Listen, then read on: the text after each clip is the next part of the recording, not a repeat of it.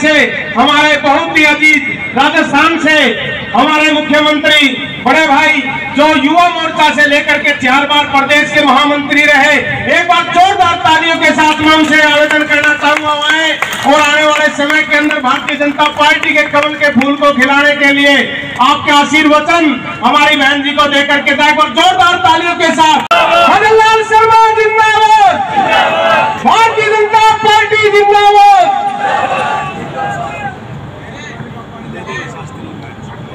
बोलिए भारत माता की, भारत माता की, भारत माता की। बोलिए भगवान परशुराम की, बोलिए भगवान परशुराम की, बोलिए बापोड़ा गांव की, बोलिए आगे सभी कार्यकर्ताओं की। आज कोसाम विधानसभा क्षेत्र के एक ऐतिहासिक गांव बापोड़ा में आज की चुनावी सभा में मंच पर विराजमान आपकी अपनी जिन्होंने लगातार यहां का नेतृत्व किया,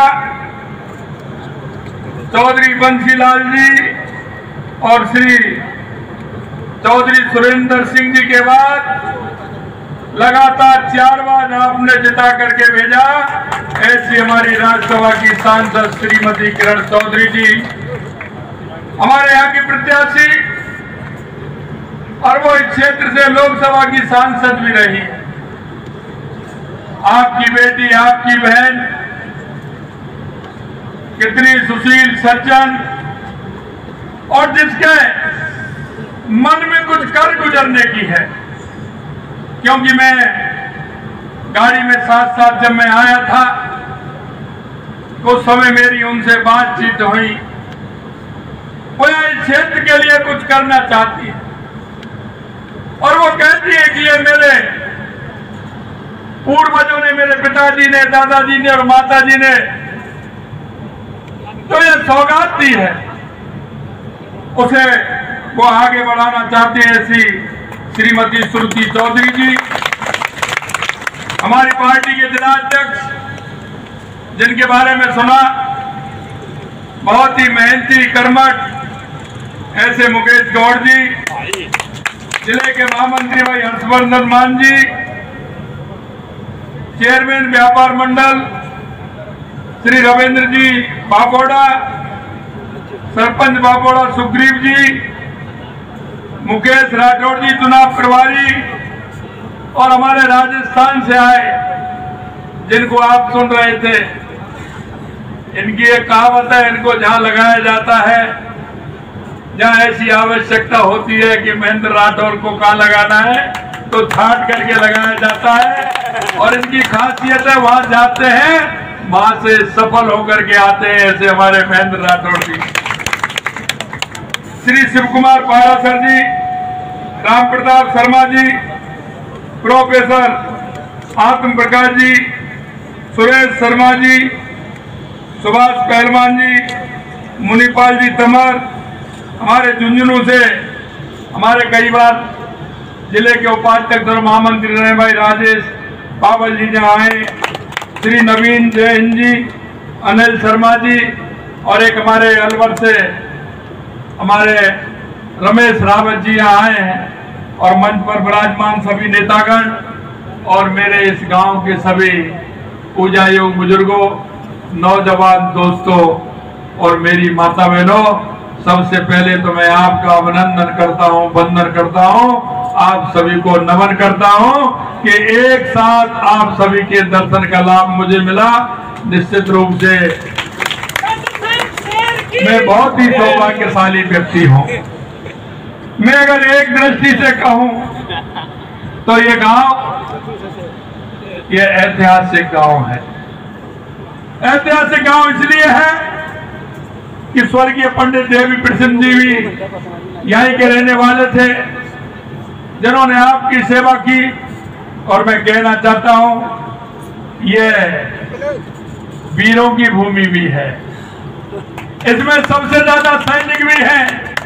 और बात तो इससे और होती है कि जो हमारे जनरल बीके सिंह जी हैं, उनका भी गांव यही है, जो उन्होंने जनरल रहते हुए मां भारती की सेवा करते हुए लगातार 2 बार हमारे मंत्री रहे, उनकी भी ये गांव है। इसलिए मैं कहना चाहता हूं, ऐसे ऐतिहासिक गांव में मैं आपने बुलाया हूं। मैं किरण जी, श्रुति जी और हमारे जिला अध्यक्ष जी और मैं प्रदेश नेतृत्व को बहुत बहुत धन्यवाद देता हूं, बहुत बहुत धन्यवाद देता हूं। मित्रों, मुझे ज्यादा कहने की आवश्यकता इसलिए नहीं है, ये किसान की और जवान की धरती है और किसान जिस तरह से मेहनत करता है और मेहनत करते हुए वो देश को आगे बढ़ाने का काम करता है। और हमारा जब किसान का बेटा, वो जवान जब सीना पर जाता है तो मां भारती की सेवा करता है। अगर उसको कहीं भी दिक्कत आती है तो अपने आप को मां भारती के लिए समर्पित कर देता है, लेकिन अपनी मां भारती की रक्षा करने से कभी पीछे नहीं हट सकता है। ऐसी मैं इस धरती को नमस्कार करता हूं। मित्रों, मैं कहना चाहता हूं, इस देश में आजादी से पहले आपने देखा होगा क्या स्थिति थी। हमारे आपके पूर्वजों ने जिस तरह से आजादी के आंदोलन में हिस्सा लिया था, उन्होंने इस मां भारती को आजाद कराने में हिस्सा लिया था। उनके मन में कई सपने थे, कई विचार थे जो आए थे कि आने वाली पीढ़ी हमारी सुरक्षित रहे, हमारे आने वाली पीढ़ी ठीक तरह से शिक्षा ग्रहण कर सके, ठीक तरह से आगे बढ़ सके थे। इसीलिए ऐसे सपने उन्होंने देखे थे और उन सपनों का आधार यही था, क्योंकि बहुत अंदर से जीवन काट रहे थे, उन्होंने काटा था, क्योंकि गुलामी का जाल बहुत लंबे समय तक चला था। कभी हुड़ आए, कभी कुसार आए, कभी इस्लाम आया तो कभी अंग्रेज आए, लेकिन हमारे उन पूर्वजों ने हमेशा संघर्ष की स्थिति देखी और वो संघर्ष करते हुए हमको आजादी मिली। लेकिन मैं कहना चाहता हूं भाई और बहनों, आजादी के बाद देश के अंदर जिस तरह की धारा बही थी, देश के अंदर जिस तरह की धारा बहते हुए देश एक भ्रष्टाचार और तुष्टीकरण के आधार पर चल रहा था। मैं आपसे कहना चाहता हूं, ये वही कांग्रेस है। अगर सही मायने में मैं कहूं तो ये कांग्रेस तुष्टीकरण के आधार पर और भ्रष्टाचार के आधार पर चलने वाली पार्टी है, भ्रष्टाचार के आधार पर चलने वाली। आज आपने देखा होगा, मैं आपसे इतना ही कहना चाहता हूं, थोड़ा सा मैं आपको पहले ले जाना चाहता हूं। किरण जी ने आपको बताया 2014 से पहले की हरियाणा की स्थिति देख लीजिए मेरे भाई और बहनों। 2014 से पहले क्या स्थिति थी, हरियाणा के अंदर क्या होता था। हरियाणा के अंदर अगर बालकों की नौकरी, विद्यार्थियों की नौकरी के लिए उनको क्या करना पड़ता था, ये सब जानते हैं। जमीनों के घोटाले आप जानते हैं, फ्लैटों के घोटाले आप जानते हैं। ये घोटालों का हरियाणा बन गया था।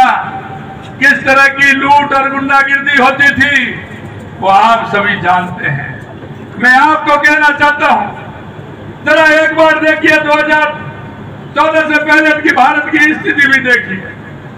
आए दिन किस तरह से आतंकवादी आते थे, नक्सलवाद क्या स्थिति हो रही थी, आप सभी को पता है। लेकिन मैं कहना चाहता हूं, हमेशा कांग्रेस ने गरीबी हटाओ को नारा दिया, लेकिन कभी गरीब से उसका वास्ता नहीं रहा।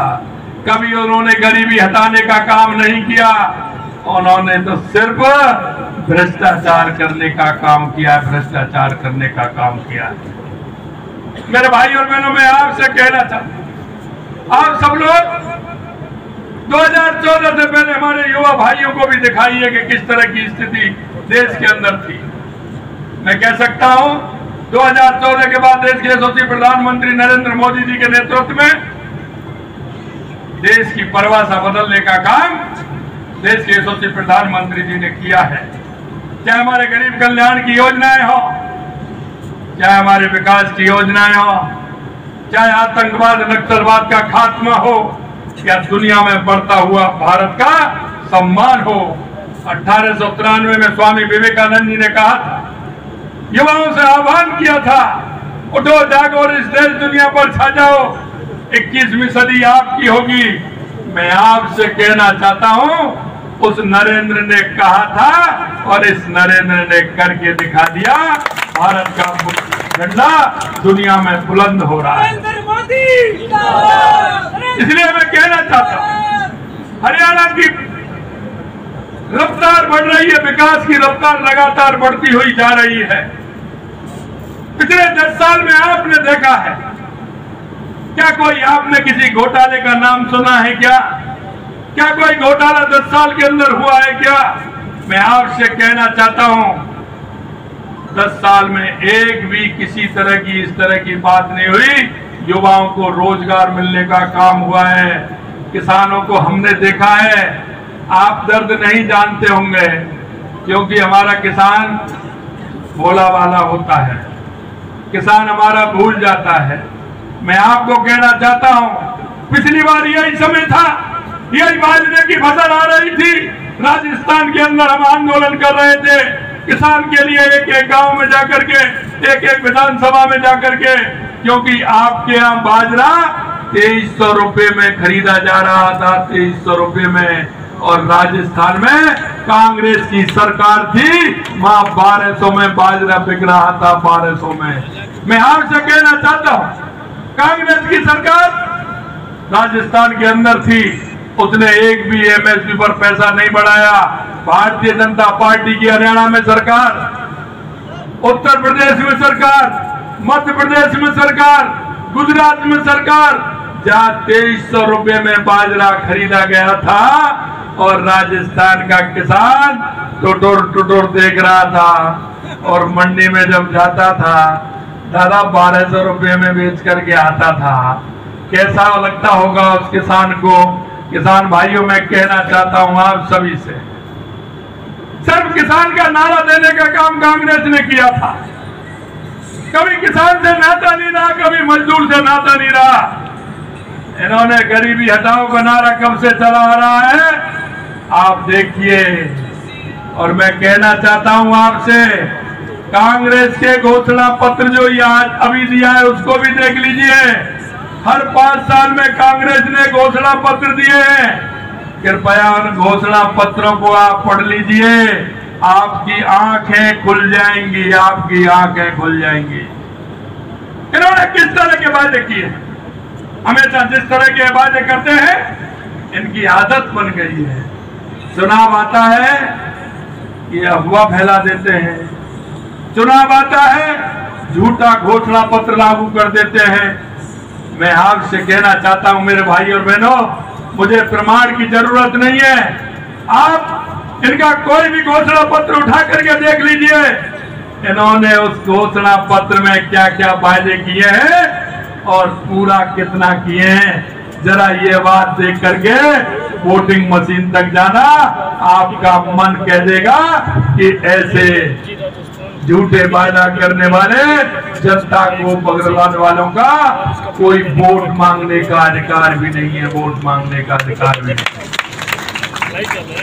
मैं आपसे कहना चाहता हूं, क्योंकि इसलिए और कहना चाहता हूं, मैंने सुना, मेरे को बताया अध्यक्ष जी ने कि इस गांव में सबसे ज्यादा सैनिक है। अरे 40 साल से मांग कर रहे थे 1 रैंक 1 पेंशन की। अरे पूछो, मेरे बुजुर्ग मेरा सम्मान किया, मेरे को हैट पहनाया। उन सेना के नौजवानों से मैं पूछना चाहता हूं, कितनी बड़ी मांग थी आपकी? 40 साल से आप मांग कर रहे थे क्या? मांग कर रहे थे तो इस कांग्रेस के कान पर जू रेखी क्या? अगर 1 रैंक 1 पेंशन का काम किया तो देश के यशस्वी प्रधानमंत्री नरेंद्र मोदी जी ने किया। नरेंद्र मोदी, मैं आपसे कहना चाहता हूं, कांग्रेस के युवा नेता राहुल गांधी विदेश में जाते हैं। अरे आप तो एक गांव के आदमी, वो तो विपक्ष के नेता भी हैं और राष्ट्रीय पार्टी के अध्यक्ष भी रहे हैं। जरा उनके बोल तो सुन लीजिए। अरे जब बोल सुनेंगे तो हमारे गांव में काम करने वाला व्यक्ति भी उसके मन में माँ भारती के प्रति जो श्रद्धा और भाव होगा, माँ भारत के प्रति जो श्रद्धा और भाव होगा। अरे राहुल जी जरा सोचिए, आपने गांव खेत खलिहान तो नहीं देखा, लेकिन माँ भारती के बारे में तो पढ़ा होगा, देश के बारे में तो सुना होगा।